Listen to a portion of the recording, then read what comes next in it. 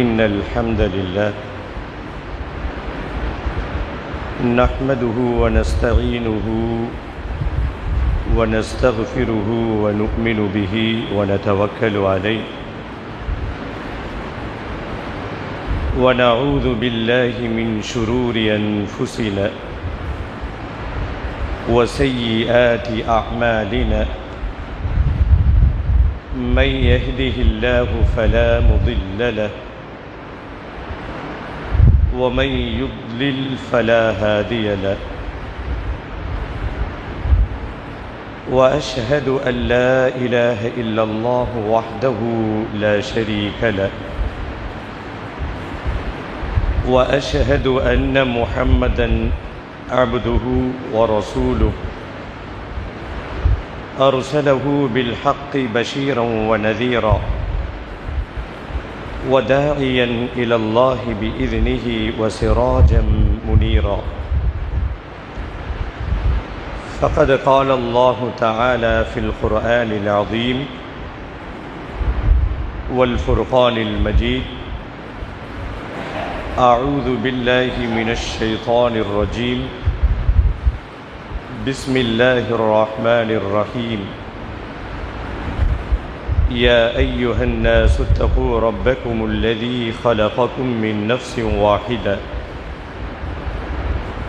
وخلق منها زوجها وبث منهما رجالا كثيرا ونساء واتقوا الله الذي تساءلون به والأرحام إن الله كان عليكم رقيبا يا أيها الذين آمنوا اتقوا الله حق تقاته ولا تموتن إلا وأنتم مسلمون يا أيها الذين آمنوا اتقوا الله وقولوا قولا سديدا يصلح لكم أعمالكم ويغفر لكم ذنوبكم ومن يطع الله ورسوله فقد فاز فوزا عظيما اللهم صل على محمد وعلى آل محمد كما صليت على إبراهيم وعلى آل إبراهيم إنك حميد مجيد اللهم بارك على محمد وعلى آل محمد كما باركت على إبراهيم وعلى آل إبراهيم إنك حميد مجيد رضيت بالله ربا وبالإسلام دينا وبمحمد صلى الله عليه وسلم نبيا எல்லா புகழும் புகழ்ச்சியும் ஏக இறைவனாகிய அல்லாஹு ஜல்லஷானு தாலா ஒருவனுக்கே உரித்தாகுக. ஸலவாத்தும் சலாமும் உயிருக்கு உயிரான உயிரிலும் மேலான ரஹ்மத்துல்லில் ஆலமீன் அகிலத்தின் அருட்கொடை அன்னலம் பெருமானார் ஸல்லல்லாஹு அலைஹி வஸல்லம் அவர்களின் மீதும் அன்னாரினுடைய குடும்பத்தார்கள் கிளையார்கள் அவர்களுடைய வாழ்க்கை நெறியை அடியொற்றி வாழ்ந்த உத்தம சத்திய சஹாபாக்கள் சஹாபிய பெண்மணிகள் தாபியீன்கள் தபா தாபியீன்கள் சுஹதாக்கள் ஃபுகஹாக்கள் முஜாஹிதீன்கள் நல்லோர்களாகிய நம்முடைய முன்னோர்கள் குறிப்பாக அல்லாஹுவினுடைய ஆணை கிணங்க ஜுமா தினத்தினுடைய அளவிலா நன்மைகளை பெற்றுக்கொள்வதற்காக மிகுந்த உற்சாகத்துடனும் உள தூய்மையுடனும் இறை தூதர் காண்பித்து தந்த வழிகாட்டுதல் படி ஹுதுபா என்னும் பிரசங்கம் துவங்குவதற்கு முன்பாகவே பள்ளிவாசலுக்குள் வந்து காணிக்கை தொழுகை 2 ரக்காத்தை தொழுதுவிட்டு பிரசங்கத்தை எதிர்பார்த்து செவிதாழ்த்தி கேட்டுக்கொண்டிருக்கக்கூடிய உங்கள் அனைவரின் மீதும் எல்லாம் வல்ல அல்லாஹுவின் அன்பும் அருளும் என்றும் நிலவட்டுமாக என்ற இனிய பிரார்த்தனையோடு நம்மை படைத்து பரிபாலித்து கண்காணித்து கொண்டிருக்கும் எல்லாம் வல்ல அல்லாஹுவை அஞ்சி வாழும்படி முதலாவதாக எனக்கும் உங்களுக்கும் வசியத் செய்து கொள்கிறேன். ஊசிக்கும் வ ஈயாய அவ்வலம் பித்தக்வல்லாஹ்.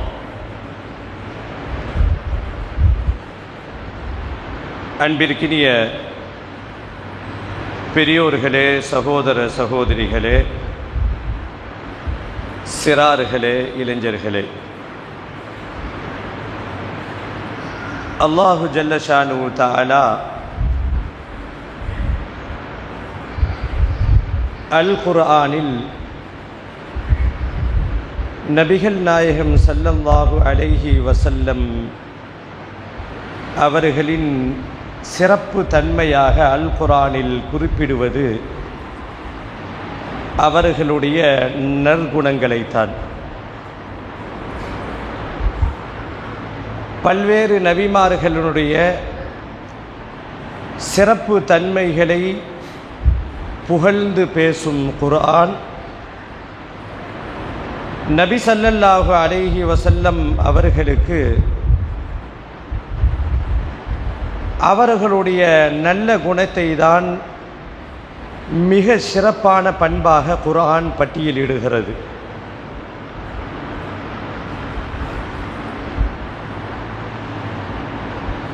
நபி ஸல்லல்லாஹு அலைஹி வஸல்லம் அவர்கள் ஏராளமான நற்குணத்திற்கு சொந்தக்காரர்கள் என்று நாம் சொல்லி இந்த உலகம் அறிய வேண்டும் என்ற அவசியம் இல்லை. பல்வேறு குணங்களை பெற்றிருந்த நபி ஸல்லல்லாஹு அலைஹி வஸல்லம் அவர்களை பற்றி அல் குர்ஆன் புகழ்ந்து பேசுகின்ற பொழுது அவர்களுடைய சிறப்பு தன்மையாக நல்ல குணத்தை தான் அல்லாஹ் பட்டியலிட்டு சொல்லுகிறான்.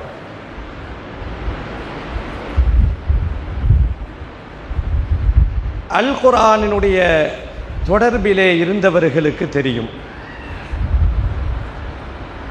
இஸ்லாத்தை பொறுத்த வரைக்கும், அல் குர்ஆனை பொறுத்த வரைக்கும், இஸ்லாத்தை பொறுத்த வரைக்கும் குர்ஆனிலும் சரி ஹதீஸிலும் சரி மிகவும் வலியுறுத்தி சொல்லப்படக்கூடிய பகுதி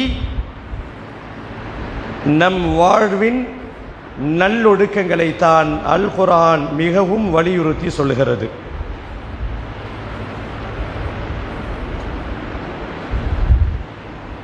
அல் குர்ஆனில் நிறைய நபிமார்களுடைய சிறப்பு தன்மைகளை பற்றி தனித்தனியாக அல்லாஹ் பேசுவான். ஒவ்வொரு நபிக்கும் சில தனித்தன்மைகளை பற்றி குர்ஆன் தொடர்ந்து பேசும்.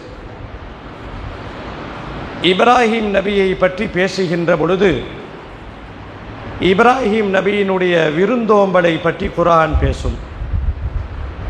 விருந்தினரை உபசரிப்பதில் அவர்களை அடித்துக் கொள்வதற்கு ஆள் இல்லை. மூசா நபியை பற்றி பேசுகின்ற பொழுது அவர்களுடைய கோபத்தை பற்றி, மூசா நபியினுடைய கோபத்தை பற்றி குர்ஆன் பேசும்.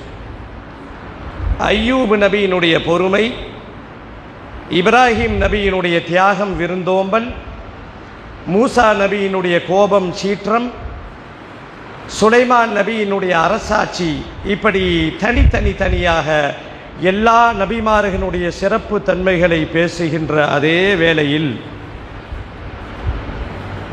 எல்லா சிறப்புகளையும் தன்னகத்திலே கொண்டிருந்த பெருமானார் ஸல்லல்லாஹு அலைஹி வஸல்லம் அவர்களை பற்றி தனித்தனியாக எந்த புகழாரமும் குர்ஆனிலே சூட்டப்படவில்லை.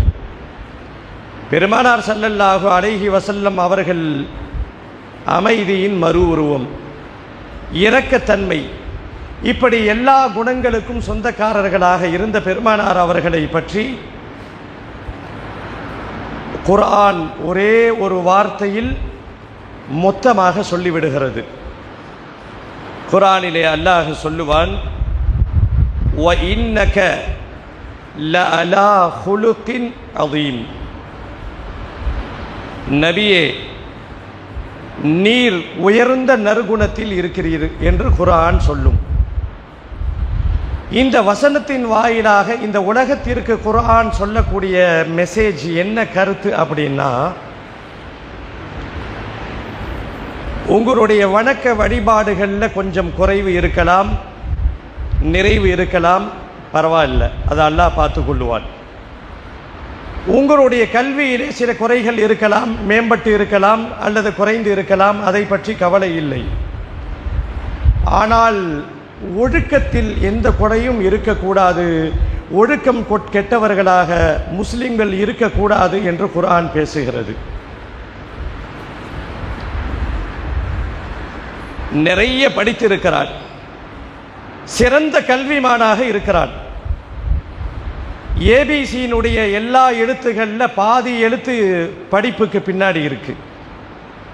எம்ஏல தொடங்கி எம்ஃபில் ஆரம்பித்து ஏபிசிடியில் ஒரு பாதி எழுத்து அவர் படிப்புக்கு பின்னாடி இருக்கு.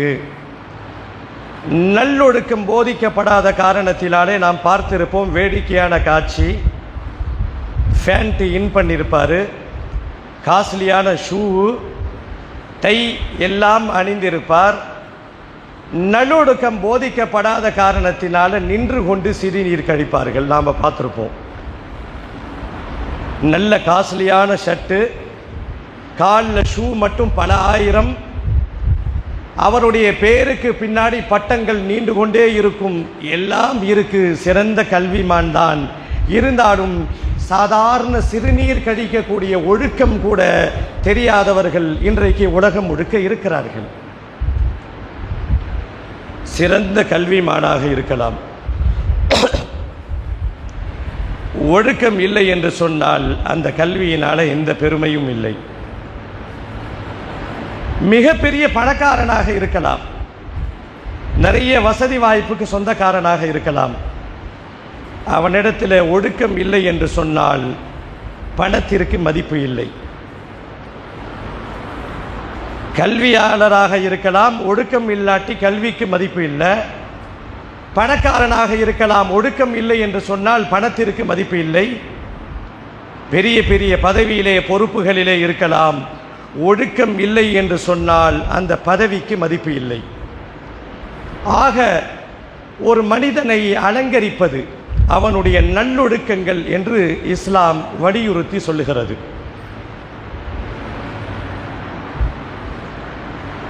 இஸ்லாம் பிறந்த இடம் நமக்கெல்லாம் தெரியும், அரபுலகத்திலே இஸ்லாம் தோன்றியது. அரபு மண்ணிலே தோன்றிய இஸ்லாம் உலகம் முழுக்க கோடான கோடி மக்கள் இன்றைக்கு இஸ்லாத்தை பின்பற்றி வருகிறார்கள். தங்களுடைய வாழ்க்கை நெறியாக இஸ்லாத்தை அவர்கள் ஏற்று வாழ்கிறார்கள். எப்படி இஸ்லாம் பரவியது? இன்றைக்கு இருக்கின்றதை போல வாட்ஸ்அப்போ, ஃபேஸ்புக்கோ, ட்விட்டரோ, பட்டரோ எந்த குப்பையும் அந்த காலத்தில் இல்லை. ஆனால் ஒற்றை மனிதராக அரபுலகத்திலே விதைக்கப்பட்ட லா இலாஹ இல்லல்லாஹ் ஒரே ஒரு மனிதராக நபிகள் நாயகம் ஸல்லல்லாஹு அலைஹி வஸல்லம் அவர்களுடைய 40 வயது கடந்த பிறகு மக்களிடத்திலே கொண்டு போய் சத்தியத்தை சொல்லுங்கள் என்று ஆரம்பித்த அந்த ஏகத்துவ பிரச்சாரத்தினுடைய துவக்கம் அரபுலகத்திலே ஒரே ஒருத்தரை கொண்டுத்தான். நினைத்து பார்ப்பதற்கு வியப்பாக இருக்கிறது. இன்றைக்கு இஸ்லாம் உலகம் முழுக்க பரவி இருக்கிறது. இஸ்லாத்திற்கு ஒன்று என்று சொன்னால் உயிரை கொடுப்பதற்கும் தயாராக இருக்கக்கூடிய இளைஞர்களும் இன்றைக்கு வாழ்ந்து கொண்டிருக்கிறார்கள். உயிரை விட மேலாக மதிக்கக்கூடிய மார்க்கமாக இஸ்லாம் இன்றைக்கு போற்றப்படுகிறது. இஸ்லாம் எப்படி பரவுச்சு? சில மடையர்கள் திட்டமிட்டு வரலாற்றை புனைந்து விஷத்தை கலப்பார்கள். இஸ்லாம் வாளால் பரவியது. 100% இல்லை, லட்சம் அல்ல, கோடி சதவீதம் பொய் இஸ்லாம் வாளால் பரப்பப்படுவது என்று சொல்லப்படுவது என்ற செய்தி. அப்போ இஸ்லாம் எப்படிங்க பரவுச்சு? அரபுலகத்திலே தோன்றிய இஸ்லாம் பல நாடுகளுக்குள் வியாபித்து பல கிளைகளை பரப்பி உயிரை விட மேலாக மதிக்கக்கூடிய ஒரு கூட்டம், கோடான கோடி இஸ்லாமியர்கள் இன்றைக்கு உலகத்தில் வாழ்ந்து கொண்டிருக்கிறார்கள். எப்படி இஸ்லாம் பரவியது? பல காரணங்கள் சொல்லலாம். இஸ்லாத்தினுடைய கொள்கை பிடிக்கப்பட்டு இஸ்லாத்திற்கு வந்தார்கள், உண்மை. ஜாதி கொடுமையினால் தவித்தவர்கள், புழுவாய் துடித்தவர்கள், எங்களுக்கு சமத்துவம், எங்களுக்கு மரியாதை, எங்களை மாமன் மச்சான் என்று அடைக்கிற கூட்டம் இஸ்லாத்திலே இருக்கிறது, அவர்கள்தான் சகோதரர்களாக பழகுவார்கள் என்று எண்ணி இஸ்லாத்திற்கு வந்தவர்கள் சிலர்கள் இருக்கலாம். ஆனால் என்ன வரலாறு தெரியுமா? குறிப்பாக காயல்பட்டினத்தில் இருப்பவர்கள் இந்த வரலாற்றினுடைய கொஞ்சமாவது நுனி அளவுக்காவது தெரிஞ்சிருக்கணும். குறிப்பாக இன்றைய இளைய தலைமுறைக்கு இந்த வரலாறு தெரிஞ்சிருக்கணும். இன்றைக்கு இருக்கக்கூடிய சிறார்கள்ட்ட உலகத்தில் பெரிய பணக்காரர் யார் அப்படின்னு கேட்டால் மாண்புமிகு கூகுள் துணையை கொண்டு சொல்லிவிடுவார்கள். எல்லாவற்றிற்கும் கூகுளை பிடித்து கொண்டு செய்தியை பிடிக்கிறார்கள். இந்த காயல்பட்டினத்தினுடைய கொஞ்சம் கடந்த கால வரலாற்றை உற்று நோக்குகின்ற பொழுது நாம் அறிந்தவரை அரபுலகத்திற்கும் இந்த காயல்பட்டினத்திற்கும் ஒரு காலத்தில் ஒரு லிங்க் இருந்திருக்கு. லிங்க் அப்படின்னா தூய தமிழில் தொடர்பு அப்படின்னு அர்த்தம். எப்படி அரபுகள் இங்கே வந்தார்கள், வணிகம் செய்தார்கள். இது போல பல ஊர்களுக்கு, கேரளா முதல் கொண்டு பல ஊர்களுக்கு இஸ்லாமியர்கள் அரபுலகத்திலிருந்து வணிக நோக்கத்தோடு வந்தார்கள், மதத்தை பரப்பவில்லை. அவர்களுடைய நல்லொழுக்கத்தை பார்த்தவர்கள் இஸ்லாத்திற்கு வந்தார்கள். அவர்களுடைய நல்ல கேரக்டரை பார்த்தார்கள். என்ன மாதிரி தங்கமான பாயா இருக்காரு, நாமும் முஸ்லீமாக மாறினால் என்ன என்று இஸ்லாம், அரபுலகத்திலே தோன்றிய இஸ்லாம் இன்றைக்கு பல நாடுகளுக்கு பரவி இருக்கிறது என்று சொன்னால் அதற்கு பல காரணங்களில் மிக முக்கியமான ஒரு காரணம் இஸ்லாத்தை நல்லொழுக்கத்தின் மூலமாக போதித்தார்கள். 100% உண்மையான தகவல். ஆனால் இன்றைக்கு நிலைமை அப்படியே ரிவர்ஸில் போயிட்டு இருக்கு. எந்த முஸ்லிம்களை பார்த்து இஸ்லாத்திற்கு வந்தார்களோ, எந்த இஸ்லாமிய சமுதாயத்தை பார்த்து ஒரு கூட்டம் முஸ்லிமாக மாறியதோ, எந்த முஸ்லிமினுடைய நடவடிக்கையை பார்த்து நாங்கள் இஸ்லாத்திற்கு வந்தால் எங்களுக்கு கௌரவம் கிடைக்கும், கண்ணியம் கிடைக்கும் என்றும் கூட்டம் கூட்டமாக இஸ்லாத்தை தழுவினார்களோ, அந்த நிலை இன்றைக்கு அப்படியே ரிவேர்ஸில் போயிட்டு இருக்கு. நாமெல்லாம் கவலையோடு ஒப்புக்கொள்ள வேண்டிய விஷயம். என்ன சொல்றாங்க தெரியுமா? இஸ்லாத்தை பார், முஸ்லிம்களை பார்க்காதே. உனக்கு இஸ்லாத்தை பற்றி தெரிஞ்சுக்கணுமா, இஸ்லாத்தினுடைய கொள்கையை பற்றி தெரிந்துக்கணுமா? ஒரு காலத்திலே சொல்லப்பட்டது முஸ்லிம்களை பாருங்கள், அவரை பார்த்தால் இஸ்லாத்தை பற்றி தெரிஞ்சுக்கலாம். அவருடைய நடை, உடை, பாவனை, அவருடைய நியாயம், தொழிலில் இருக்கக்கூடிய அறம், இது எல்லாம் பார்த்து இஸ்லாத்திற்கு வந்த காலம் ஒரு காலம், அது பொற்காலம். இன்றைக்கு சூழல் கொஞ்சம் கவலையாக இருக்கிறது, கசப்பாக இருந்தாலும் இதுதான் உண்மை. இஸ்லாத்தை பற்றி அறிந்து கொண்டவர்கள் முஸ்லிம்களுடைய தனி நபருடைய கேரக்டரை, ஒழுக்கங்களை பார்த்தா இஸ்லாத்திற்கு வரவே மாட்டாங்க. வட்டி வாங்குபவர்கள் முதலிடம் முஸ்லிம்கள், அதிகாரிகளாக இருந்து லஞ்சம் வாங்கக்கூடிய முஸ்லிம்கள், வியாபாரத்திலே கலப்படம் செய்யக்கூடிய முஸ்லிம்கள், விபச்சாரம் செய்யக்கூடிய முஸ்லிம்கள், மது அருந்தக்கூடிய முஸ்லிம்கள் இன்றைக்கு இல்லை என்று யாராவது சொல்ல முடியுமா? பெருமையாக பேசிக்கொள்கிறோம். எங்கள் ஊரில் டாஸ்மார்க்கும் எங்கள் ஊருக்கும் சம்பந்தம் இல்லை என்று பெருமையாக பேசிக்கொண்டிருக்கிறோம். உண்மைதான். என்ன ஆச்சு வேதனைன்னா, அப்படி டாஸ்மாக் இருந்தால் எந்த அளவுக்கு குடிமக்கள் உருவாகுவார்களோ அதைவிட அதிகமாக போதையில் சீரடையக்கூடிய பெரியவர்களும் இளைஞர்களும் இன்றைக்கு இல்லை என்று யாராவது சொல்ல முடியுமா? முஸ்லிம்களை பார்த்தால் இன்றைக்கு இஸ்லாத்தின் மீது ஒரு வெறுப்பு வந்து விடுகிறது. மோசடிக்காரர்களில் முதல் இடம் முஸ்லிம். பொய் பேசக்கூடியவர்கள் இன்றைக்கு முஸ்லிம்கள். இப்படி குணத்தின் மூலமாக, நல்லொழுக்கத்தின் மூலமாக கட்டமைக்கப்பட்ட இந்த மார்க்கத்திலே வாழ்ந்து கொண்டு, ஒரு பக்கம் இபாதத்தும் செய்து கொண்டு, ஒரு பக்கம் உம்ராவும் செய்து கொண்டு, ஒரு பக்கம் ஹஜ்ஜும் செய்து கொண்டு, எல்லா அனாச்சாரங்களையும் செய்யக்கூடிய முஸ்லிம்களை பார்த்து இன்றைக்கு யாராவது இஸ்லாத்திற்கு வர முடியுமா? என்ன? நோ சான்ஸ், வாய்ப்பு இல்லை.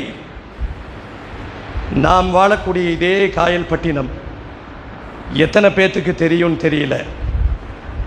ஒரு ஓரமாக ஒரு பகுதியில் இஸ்லாமிய அழைப்பு மையம் செயல்பட்டு கொண்டு இருக்கிறது. தாவா சென்டர் அப்படின்னு சொல்லுவாங்க. தெரியுமா யாருக்காவது? தெரிவதற்கு வாய்ப்பு இல்லை. ஒரு ஓரமாக பெரிய கட்டிடத்திலே செயல்பட்டு கொண்டிருக்கக்கூடிய இஸ்லாமிய அழைப்பு மையம் இன்றைக்கு காயல்பட்டினத்தில் இருந்து கொண்டிருக்கிறது. அங்கே என்ன வேலை நடக்குது தெரியுமா? இளைஞர்களே, சிறார்களே, உங்கள் பிள்ளைகளை, பெற்றோர்களே, இது போன்ற இடத்தை அறிமுகப்படுத்துங்கள். என்ன நடக்குது? இஸ்லாத்தின் மீது ஆர்வம் கொண்டு தான் பிறந்ததிலிருந்து இருந்த ஜாதியெல்லாம் தூக்கி எறிந்துவிட்டு, எனக்கு இஸ்லாம் பிடித்திருக்கிறது, இஸ்லாத்தினுடைய போதனைகள் எனக்கு பிடித்திருக்கிறது, இஸ்லாத்தினுடைய சமத்துவம் எனக்கு பிடித்திருக்கிறது, இஸ்லாம் என்னை கவர்ந்து இருக்கிறது என்று படித்தவர்கள் முதல் கொண்டு பாமர மக்கள் வரை இஸ்லாத்தை தழுவி அவர்களுக்கு பயிற்சி கூட கொடுக்கக்கூடிய இடம் நம்மூரில் இருக்கிறது. இந்த செய்தி சொல்லப்படுவதற்கு காரணம் என்னன்னா, சிலர்கள்ட்ட பேசிட்டு இருக்கும் பொழுது, படித்து விட்டு பேணுதலாக அவர்கள் இஸ்லாத்திற்கு வந்தவர்கள் படித்து பயிற்சி பெற்று வேறு துறையில் இருப்பாங்க. அவர்கள் சொல்லக்கூடிய ஒற்றை வாக்கு மூலம், இங்கே மட்டுமல்ல பரவலாக சொல்லக்கூடிய வாக்கு மூலம், இஸ்லாம் எங்களுக்கு பிடித்திருக்கிறது, முஸ்லிம்களுடைய நடத்தை எங்களுக்கு பிடிக்கவில்லை. இப்படி எல்லா ஒழுக்க குறைபாடுகளிலும் ஒழுங்கீனங்களிலும் நிரம்பி இருக்கக்கூடிய சமுதாயமாக நம் சமுதாயம் இருக்கிறது. ஒட்டுமொத்தமாக ஒரே நாட்களில் எல்லாவற்றையும் திருத்த முடியுமான்னா, நம்மால் முடிந்தால் கொஞ்சம் கொஞ்சமாக நம்மை திருத்திக் கொள்ளலாம். நல்லொழுக்கம்னா என்னங்க? நல்லொழுக்கம்னா என்ன? கையை கட்டி தலையை கீழே குனிந்து ஆசிரியருக்கு முன்னாடி நிற்பது நல்லொழுக்கமா? இல்லை. இஸ்லாம் அழகாக சொல்லுகிறது, இந்த ஒன்றை நம்மளுடைய லைஃப்பில் பிடிச்சுக்கிட்டா போதும். இஸ்லாத்தினுடைய மற்ற கொள்கையை ஓரளவுக்கு மற்ற விஷயங்களில் நாம் சரியாக இருப்போம். நல்லொழுக்கம் என்றால் என்ன? இஸ்லாம் சொல்லி தருகிறது, நல்லொழுக்கம் என்று சொன்னால் கஃபுல் அதா, உன்னால யாருக்கு எந்த தீமையும் வந்துவிடக்கூடாது. இதுதான் நல்லொழுக்கம். இன்றைக்கு ஒரு இளைஞன், முஸ்லிம் இளைஞன் பைக்கிலே செல்கிறான். அவனுடைய பைக்கு, அவங்க வாப்பா கஷ்டப்பட்டு வாங்கி கொடுத்த பைக்கு என்ற காரணத்தினால் இஷ்டத்துக்கு வண்டியை சாலையிலே ஓட்டி செல்லலாமா? இது நல்லொழுக்கமா? மார்க்கம் அப்படியா சொல்லி இருக்கிறது? வேகமாக அச்சுறுத்துவதை போல வண்டி ஓட்டுவது, வேகமாக ஆரன் அடித்து கொண்டு செல்வது, வளைந்து வளைந்து ஓட்டுவது, இதுவெல்லாம் ஒழுக்க வீழ்ச்சியினுடைய பல அடையாளங்கள்ல இது ஒரு அடையாளம்.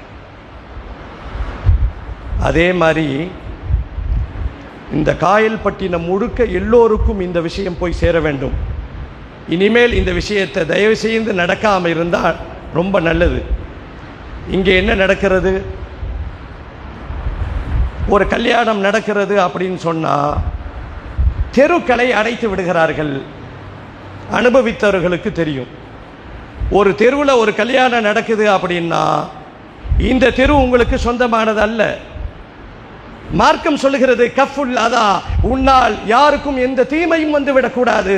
இன்றைக்கு காயல்பட்டினம் ஊருக்குள்ள நாம பார்க்கிறோம், மார்க்கத்தை பின்பற்றக்கூடியவர்கள் ஒரு கல்யாணம்னு வந்துவிட்டா தெருவை அடைத்து விடுகிறார்கள். சில இடங்கள்ல சில நாட்கள் வரை மக்கள் அந்த போக்குவரத்தை, அந்த இடத்தை பயன்படுத்தவே முடியல. யாராவது சிந்தித்திருக்கிறோமா? பல ஊர்களில் நாம பார்த்துருக்கிறோம். பந்தல் போடுவாங்க, பந்தல் போட்டிருப்பார்கள். ஆனாலும் அந்த இடத்தை கடந்து செல்பவர்களுக்கு எந்த பிரச்சனையும் அடைச்சி வைக்க மாட்டாங்க. இங்கே இருக்கக்கூடிய நீங்கள் பொறுப்பாளர்கள், இந்த செய்தியை கேட்டுக்கொண்டிருக்கக்கூடிய உங்கள் வீட்டில் இது போன்ற நல்ல சம்பவங்கள் நடக்குகின்ற பொழுது இப்படி ஒரு வேலையை செய்யாதீர்கள். இது நல்லொழுக்கமா? இது நல்ல கேரக்டரா? நல்லொழுக்கம்னா என்ன? நம்மால யாருக்கும் எந்த தீங்கும் வரக்கூடாது. இப்ப நான் சொல்லுவது உங்களுக்கு கொஞ்சம் நெருடலாக இருக்கலாம், அது உண்மை. பல தெருக்கல்ல கல்யாணம் என்ற பேரில் இடத்தை அடைத்து விடுகிறார்கள். அந்த ஒரு தெருவை போய் அடுத்த தெருவுக்கு சுற்றுவதாக இருந்தால் கிட்டத்தட்ட 1/2 கிலோமீட்டர் போய் சுற்றணும். கொஞ்சம் யோசித்து பாருங்கள் முஸ்லிம்களே, அருமை உறவுகளே.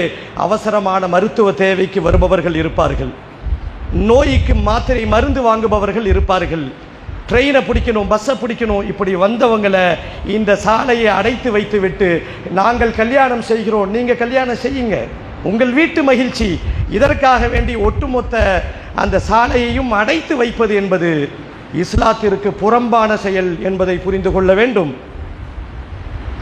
விவரம் தெரியாதவங்க செய்கிறாங்களான்னு பார்த்தா இல்லை. பல ஹஜ்ஜுகள் செய்தவர்கள், பல உம்ராக்கள் செய்தவர்கள், 5 வேளை பேணுதலாக தொழக்கூடியவர்கள் தன் வீட்டு விசேஷத்தில் இது போன்று செய்கிறார்கள் என்று சொன்னால், ஒன்று அவங்களுக்கு இந்த செய்தி போய் சேரலை, இது மார்க்கம் தடை செய்யப்பட்ட செய்தின்னு அவங்களுக்கு தெரியலை, இது மற்றவர்களுக்கு நாம் கொடுக்கக்கூடிய இடையூறு என்பது அவங்களுக்கு தெரியலை. இனிமேல் இது போன்ற இங்கே இருக்கக்கூடியவர்கள் நினைத்தால் ஒரு மாற்றங்களை உண்டு பண்ண முடியும். பந்தலை போடுறீங்களா, வழியை விட்டு போடுங்க. இது இங்கே நடக்கக்கூடிய காலமாக நடக்கக்கூடிய ஒரு பழக்கமாக மாறிவிட்டது. கேட்டால் பல காரணங்கள் சொல்லுகிறார்கள். நாங்கள் பஞ்சாயத்துக்கு இதை கட்டுறோம், அதை கட்டுறோம், அதெல்லாம் தனியாக ஒதுக்கிடணும். மார்க்கம் என்ன சொல்லுது? கஃபுல் அதா, ஒழுக்கம்னா என்ன? உன்னால யாருக்கும் எந்த விஷயத்திலும் இடையூறு வந்துடக்கூடாது. நாம் ரோட்டில் போயிட்டு இருக்கிறோம், வாகனம் ஓட்டி கொண்டு செல்கிறோம், சம்பந்தம் இல்லாமல் ஆரன் அடிப்பதும் ஒழுக்க குறைபாடு தான், கத்தி கொண்டு செல்வது ஒழுக்க குறைபாடு. இப்படி இந்த சின்ன சின்ன விஷயங்களில் கூட நாம் கவனமாக இருக்க வேண்டிய ஒரு சூழல் இன்றைய சூழல். குறிப்பாக இஸ்லாம் ஒழுக்கத்திற்கு கொடுத்திருக்கக்கூடிய முக்கியத்துவம் கிட்டத்தட்ட இஸ்லாத்தினுடைய 3 பகுதியில் 2 பகுதி இஸ்லாம் ஒழுக்கத்தை பற்றி தான் சொல்கிறது. நடை ஒழுக்கம், பேச்சு ஒழுக்கம், பார்வை ஒழுக்கம். இங்கே இருக்கக்கூடிய சிறார்கள் இளைஞர்கள்ட்ட நான் கேட்டுக்கிறேன், தயவு செய்து சலாம் சொல்கிற பழக்கத்தை வச்சுக்கோங்க. சலாம் சொல்கிற பழக்கமே இன்னைக்கு போச்சு. அப்படியே சலாம் சொன்னாலும் ஏதோ எதிரியை போல பார்க்கிறார்கள். அன்னைக்கு ஒருத்தர்கிட்ட நான் சலாமை சொல்லி ஏன் அவர் பதில் காது கேட்கலையான்னு தெரியல, 2 தடவை சொல்கிறேன், அவருக்கு பதில் வரலை. இப்படி ஒரு பழக்கம் நம்ம இடத்துல சுத்தமாக போயிடுச்சு. சலாம் சொல்கிற பழக்கத்தை முதல்ல வச்சுக்கோங்க. தொழுகை முடித்து விட்டு வெளியிலே போகிறீர்களா, உங்களுடைய முகத்தில் 1000 வாட்ஸ் பல்பை போல பிரகாசமாக இருக்கணும். சந்தோஷம், யாரை பார்த்தாலும் சிரிங்க, கையை கொடுங்க. இந்த பழக்கம் எல்லாம் நம்மிடத்திலிருந்து அகன்று போய்விட்டது. இதெல்லாம் நல்ல கேரக்டராக இஸ்லாம் சொல்லுது. இங்கே இருக்கக்கூடிய உங்களிடத்திலே நான் கேட்கிறேன், தயவு கூர்ந்து உங்களுடைய முகத்தை எப்பொழுதும் இறுக்கமாக வைத்துக் கொள்ளாதீர்கள். சிரிச்ச முகமாக இருங்க. அவை யாராக இருக்கட்டும், பார்த்த உடனே அஸ்ஸலாமு அலைக்கும், மாற்று மத சகோதரர்களாக இருந்தால் நலம் விசாரிப்பு. இப்படி சின்ன சின்ன ஒழுக்கங்களின் மூலமாக நம்மை செதுக்கி கொள்கின்ற பொழுதுதான் வெளி உலகத்துக்கு இஸ்லாத்தினுடைய சட்டம்லாம் தெரியாது. பாய் என்ன பண்ணுறாருலாம் அவங்களுக்கு தெரியாது. குரான்லாம் என்னென்னலாம் தெரியாது. இருக்கிறதுலே பெரிய தாவா என்னன்னா நம்மளுடைய தனி நபர்னுடைய நடத்தை தான் அற்புதமான தாவா. பாய் மாதிரி ஆள் இல்லைப்பா, ஒன்றுனா ஓடோடி வராங்க. நமக்கு இப்படியெல்லாம் செய்கிறார்கள். எப்படி நற்குணத்தின் மூலமாக மற்றவர்களை வென்றெடுக்க வேண்டும் என்பதை இஸ்லாம் வலியுறுத்தி சொல்லுகிறது என்பதை ஒரு முக்கிய செய்தியாக முதல் அமர்விலே நாம் பகிர்ந்து கொண்டோம். எல்லாம் வல்ல அல்லாஹ் நம் அனைவருக்கும் நல்லொழுக்கம் என்றும் ஆடையை அணிகின்ற ஒரு பாக்கியத்தை அல்லாஹ் நம் அனைவருக்கும் தந்தருள்வானாக. யா அய்யுஹல்லதீன ஆமனு தக்குல்லாஹ ஹக்க துகாத்தி வலா தமூதுன்ன இல்லா வஅன்தும் முஸ்லிமூன்.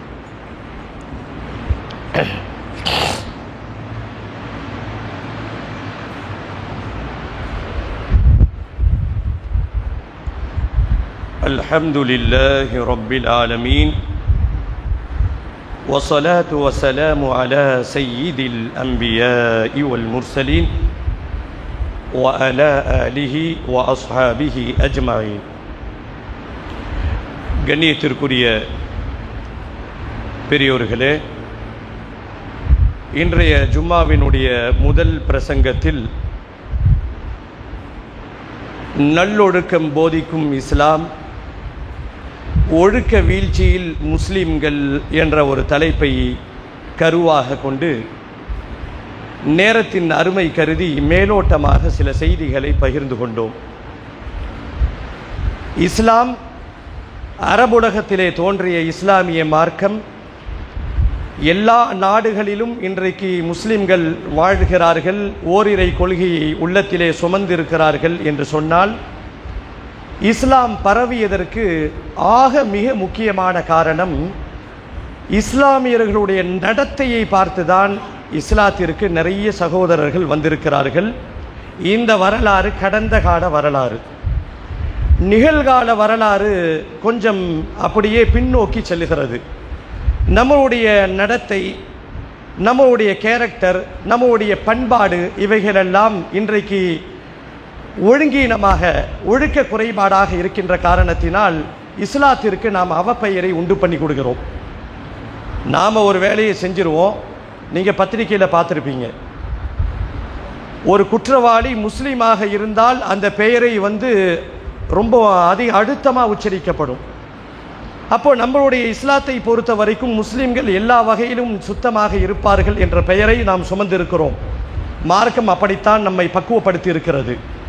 நம்மளுடைய சின்ன சின்ன சின்ன குறைபாடுகள், சின்ன சின்ன இந்த ஒழுக்க குறைபாடுகள் மூலமாக இஸ்லாத்திற்கு நாம் அவப்பெயரை ஏற்படுத்தி கொடுக்கிறோம் என்பதை மறந்துவிடக்கூடாது. அடுத்து இருக்கக்கூடிய இளைஞர்கள்ட்ட நான் திரும்பவும் சொல்லுகிறேன், பெரியவர்கள்ட்டையும் சொல்கிறேன், சலாம் சொல்லுகின்ற பழக்கத்தை ஏற்படுத்திக்கோங்க. யாருக்கு சலாம் சொல்லணும்? பல சகோதரர்கள் சலாம் சொல்லுகிறார்கள். அவங்க எப்படி சொல்கிறாங்கன்னா, முழு உடலை அப்படியே ஸ்கேன் பண்ணுவாங்க. ட்ரெஸ்ஸு சுத்தமாக இருக்கா, இவ என்ன வேலை செய்கிறா, ஆல் பேக் பேலன்ஸ் எவ்வளோ இருக்குது. இப்படி ஏழையாக இருந்தால் பலர்கள் சலாம் சொல்லுவதே கிடையாது. இது ஒரு வேதனையான விஷயம். இஸ்லாம் அப்படியெல்லாம் சொல்லலை. எல்லாருக்கும் சலாம் சொல்லுங்க. நாம் இன்றைக்கு கண்ணில் ஸ்கேன் பண்ணிட்டு சலாம் சொல்கிறோம். இவர் நம்பாளா, தலையில் தொப்பி போட்டிருக்காரா, ஜுப்பா போட்டிருக்காரா, முஸ்லீம்னு தெரிஞ்சிட்டா சலாம் சொல்லுங்க. அவன் ஏழையாக இருந்தாலும் நீங்கள் வழியே போய் சொல்லுங்கள். இன்றைக்கு நம் சமூகத்தினுடைய நிலை என்ன? இந்த சலாம் அப்படியே போயிருச்சு. பிள்ளைகள் பள்ளிக்கூடத்திற்கு சென்று வீட்டுக்கு திரும்புகின்ற பொழுது குட் மார்னிங், டேடி, மம்மி, இது போன்ற வார்த்தைகள் எல்லாம் பேசுவதை கேட்டு மகிழ்கின்ற நம்முடைய பெற்றோர்கள் குழந்தைகளுக்கு சலாம் சொல்லுகின்ற பழக்கத்தை இன்னிலிருந்து நாம் ஆரம்பிக்கணும். ஒரு கையெழுத்து இயக்கம் துவக்குவதை போல நான் முதல்ல ஆரம்பிக்கிற சலாம் சொல்லுங்க. இதை இன்னும் சில பேர்கள் இருக்கிறார்கள். அவர்கள் என்ன செய்வாங்க அப்படின்னா, சலாமை எதிர்பார்ப்பாங்க. ரெண்டு பேர் ஒரு இடத்துல மீட் பண்ணுறோம், ஈகோ அப்படியே உரசும். நான் பெரிய ஆளா, நீ பெரிய ஆளா, நான் ஏன் உனக்கு சலாம் சொல்லணும் அப்படின்னு ஈகோ உரசுகின்ற பொழுது அங்கே ஒரு மனப்போராட்டம் ஏற்படும். இஸ்லாத்தை பொறுத்த வரைக்கும் இஸ்லாம் என்ன சொல்லுது? சலாமை நீங்கள் பரப்புங்கள். யார் முந்தி கொண்டு சலாம் சொல்கிறார்களோ அவர்கள் பெருமையை விட்டும் நீங்கியவர் என்ற சர்டிஃபிகேட்டை இஸ்லாம் கொடுக்குது. இன்றையிலேருந்து இந்த சலாம் சொல்கிற பழக்கத்தை வச்சுப்போம்.